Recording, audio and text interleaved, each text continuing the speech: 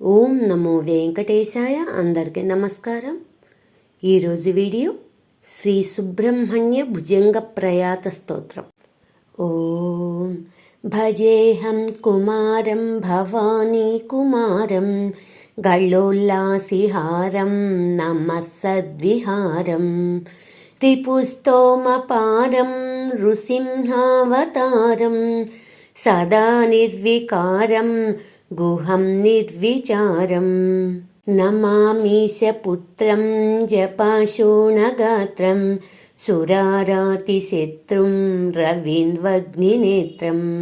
మహాబర్హిపత్రం సేవాస్యాబ్జమిత్రం ప్రభాస్వత్కళత్రం పురాణం పవిత్రం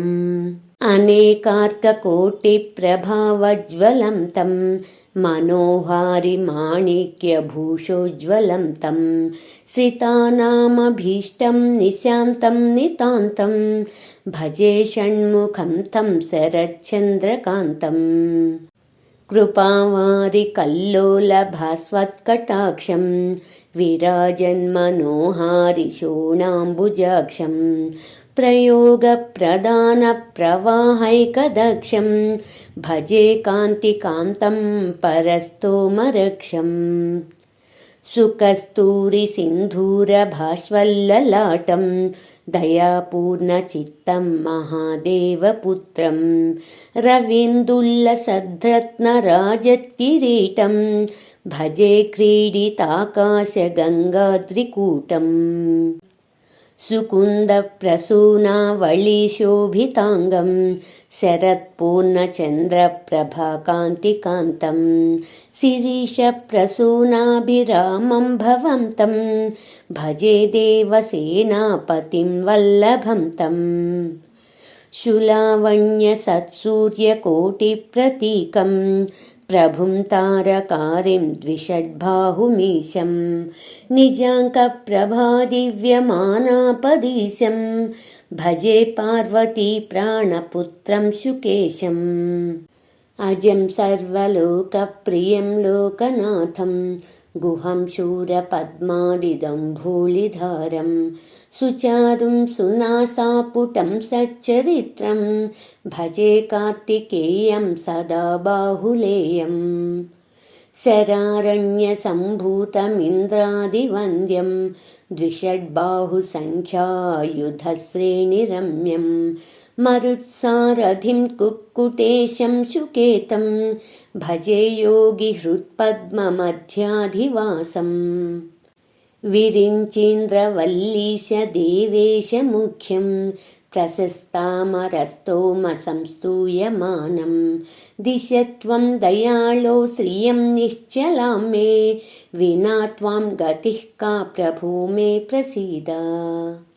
పదాంభోజసేవా సమాయాత బృందా రకశ్రేణికోటీరభాస్వల్లలాటం కళత్రోల్లసత్పార్శ్వయుగ్మం వరేణ్యం భజే దేవమాద్యంతహీనప్రభావం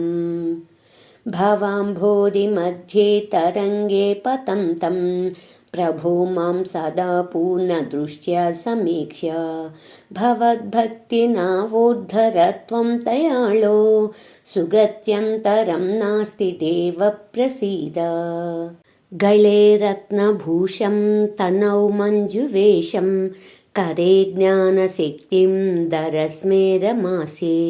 కఠిన్యస్తపాణిం శిఖిస్తం కుమారం భజేహం గుహాదన్యదేవం న మన్యే దయాహీనచిత్తం పరద్రోహపాత్రం సదా పాపశీలం గురోర్భక్తిహీనం అనన్యావలంబం భవన్నేత్రపాత్రం కృపాశీలమాంభో పవిత్రం కురుత్వం మహాసేనగాంగేయ వల్లీ సహాయ ప్రభూతారకారే షడాశ్యామరేశ సదా పాయసాన్న ప్రదాతర్గుహేతి స్మరిష్యామి భక్త్యా సదాహం విభో త్వాం ప్రతాపస్య బాహో సమద్వీరబాహో प्रभो कार्तिकेयेष्टकामप्रदेति यदा ये पठन्ते भवन्तं तदेवं प्रसन्नस्तु तेषां बहुश्रीं ददासि अपारातिदारिद्र्यवारासि मध्ये भ्रमन्तं जनग्राहपूर्णे नितान्तं महासेन मामुद्धरत्वं कटाक्ष वलोकेन किञ्चित् प्रसीद प्रसीद स्थिरां देहि भक्तिं भवत्पादपद्मे श्रियं निश्चलां देहि मह्यं कुमार गुहं चन्द्रतारं सुवंशाभिवृद्धिं